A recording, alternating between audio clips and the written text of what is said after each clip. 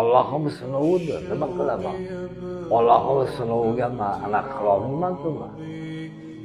Mani gunohim yo'q. Qanaqa gunohim bo'lsa, u yoqda javobini beraveraman. 43 yil qamoqda o'tirgansiz-da, to'g'rimi? 43 yil qamoqda nima sababdan o'tirgansiz?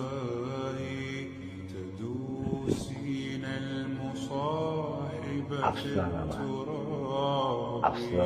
Oxiri voy bo'ladi bu narsa.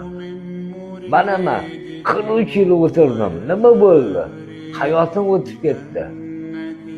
Hozir agar ozgina o'sha yoshligim bo'lganda orqaga ketarmidim men.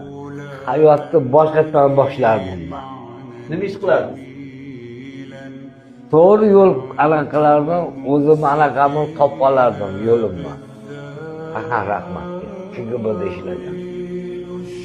Bitta men bilasiz, urib chiqdim men jalla. Afsuslanaman, nima qildim bular. Otamni rahmatli gapiga kirganimda hozir kirasimizga o'tirgan bo'lardim.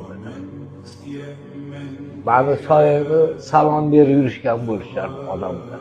Men hozir salom berib yuraman ularga. Mana shu kerakmi menga?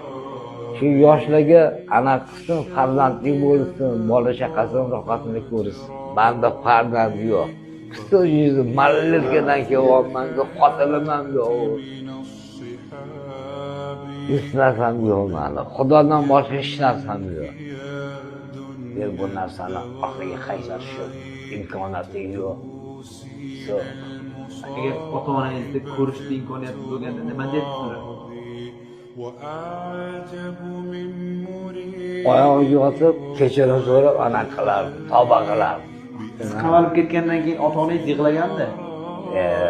Ota-ona o'sha uchun o'lib ketishdi. Ko'zlarini ochinglar, yaxshi yuring.